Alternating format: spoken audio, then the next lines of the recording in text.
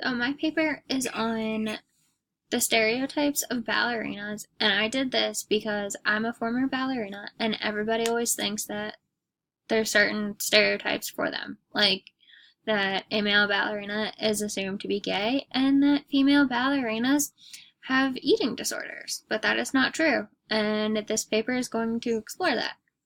So the first stereotype that I did is, why do people think that all ballerinas have eating disorders? According to the author of my first article, Corey Stieg, it was research that has shown that a number of dancers who do have eating disorders are females, and it says that studies done suggest that dancers, particularly female ones, are at an increased risk for disordered eating. It's hard to make conclusions about why eating disorder sufferers are females, but he thinks that it comes from the higher standards of beauty that ballerinas are held to, and the exposure that their bodies get in public, and the exposure to mirrors, because there's mirrors like everywhere, and that some of it comes from self-criticism of ballerinas thinking that they're not good enough. Some of these traits come from former ballerina, and Joanna Kendall says that traits like frequent exercising, perfectionism, and not feeling like ballerinas are good enough are some of the reasons why the public tends to think that all ballerinas have eating disorders. And these also come from how ballerinas are portrayed in pop culture, like in the movie Black Swan. And she also says that comments can stem from family, friends, teachers, and even strangers, can be harmful to the body image that ballerinas have. And the comments that they have on eating disorders, according to Kando, says that whenever a dancer hears a comment that relates to being able to eat whatever they want or what they can't, the comments can feed into the stereotype that the dancers are anorexic.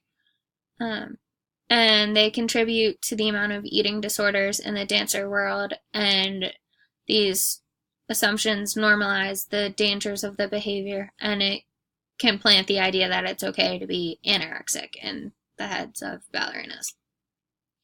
Another dancer says that there's always this negative connotation when it comes to what it means to being a dancer. She says the happiest dancers are the ones that have really learned how to take care of their bodies and minds. And it's true, because she has also stated that people think that ballerinas have a negative relationship with their bodies, and that people think that to be on the level of being a professional dancer, they have to abuse themselves, aren't allowed to eat, and don't know how to have a healthy life, which is not true at all. Another dancer says that the reality is that tons of dancers care a lot about nutrition, strength training, and their mental health, because dance is a profession that takes a lot of time and energy, and occasionally people get too consumed with the things that go into the sport, and that people do have lives outside of dance. My second stereotype is the number of homosexual ballerinas versus heterosexual male ballerinas. And according to a 2006 study, professional ballerinas were surveyed about the number of homosexual ballerinas that they think are in the professional dance world, and people came up with 57% of the dancers being gay, which is actually 10% lower.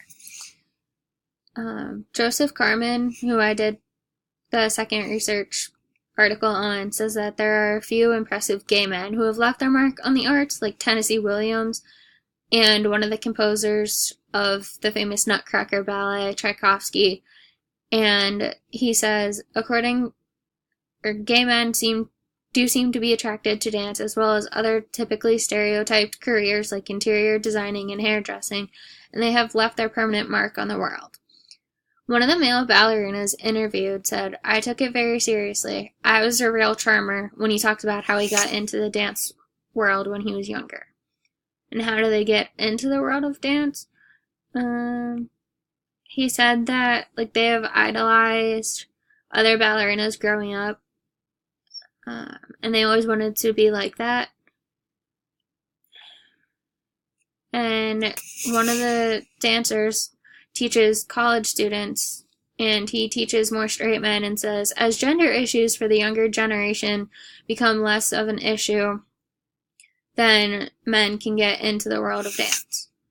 And they tend to get into the dance field right around the same age as girls, ranging from 5 to their college years.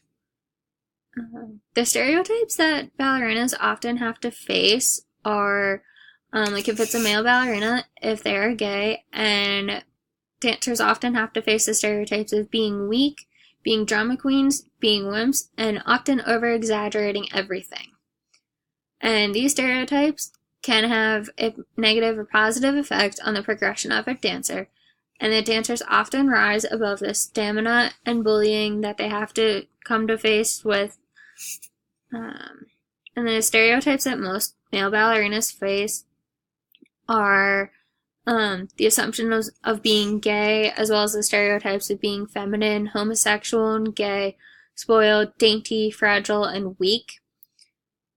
And the positive stereotypes that male ballerinas face are that they are strong, flexible, thin, creative, and athletic, and there are a bunch more that were not listed in the article. And he says that even though those stereotypes appear to be positive, they can still be damaging because the dancers live up to expectations that they aren't good enough, which can have an effect on their mental health. The stereotypes that both male and female ballerinas have to face are having the male stereotype of having strength, and there's another one, which is the stereotype of being thin and skinny, which is more of a female stereotype, but males are held to that as well. And these stereotypes come from the public not knowing what a dancer is and what their body types are, but dancers come in every shape and size. These stereotypes do play a huge part in a dancer's mental health, and when they receive hateful comments, they rise above them, and they make them both physically and mentally stronger. And these stereotypes come from the way that the world views non-dancers and how the media portrays them, especially the male dancers. And the public also believes these stereotypes to be true, which plays a part in how dancers are viewed by the public. And they believe these stereotypes to be reality and that they can be stopped by professionals, which has already started because there's football coaches that try to stop it. And we can make the public more accepting of male ballerinas by having them be properly educated and, to understand that dance is something that makes people happy. And he has also stated that if dance were required in all schools, then people would be doing it all the time.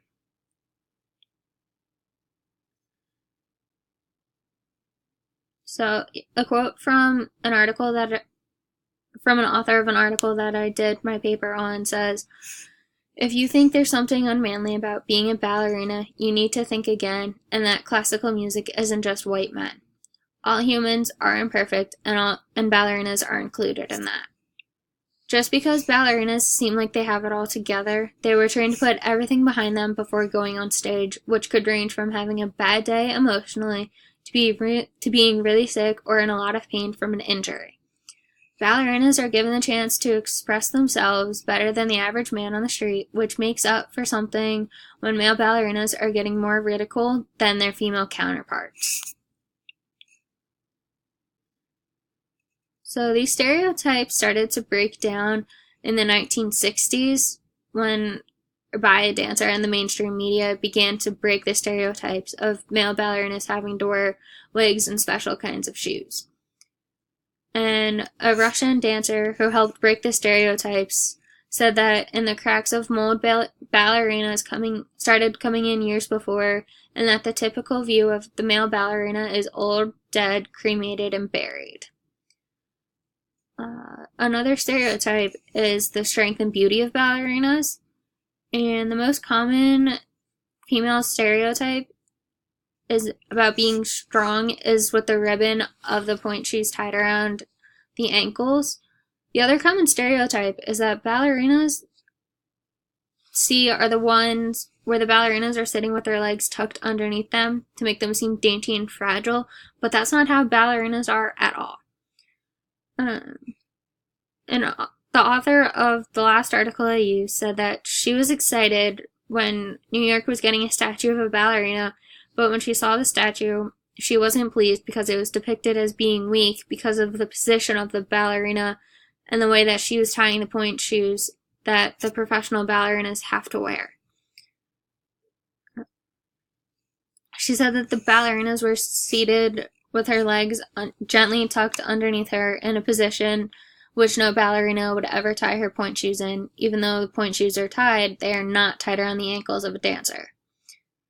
This is an outdated stereotype because ballerinas are shown to have athletic abilities in the field because of the amount of strength it takes in order to have the ability to stay on one's toes for so long during a performance. Ballerinas are shown as the need to be strong both physically in order to do the stunts that are often required and mentally in order to perform well when something might be bothering them. Ballerinas are often seen as being connected to the public and as beautiful, which is how the statue was shown, but it's still a stereotype to have the ballerina statue be shown as dainty and weak because that's how little girls see ballerinas. Ballerinas are known to have incredible amounts of strength, whether the ballerinas are at the professional level or not. Strength is one of those things that's always needed in order to be able to balance on our toes for so long. And most ballerinas find these statues depicting them as weaker than the opposite sex just because of how female ballerinas are built. She said that the mainstream media is getting better at showing ballerinas as having the right amount of strength and beauty to make them seem superhuman-like and like human rubber bands because the amount of flexibility that ballerinas have in them in order to perform. Yeah, so that's it. That's all I have.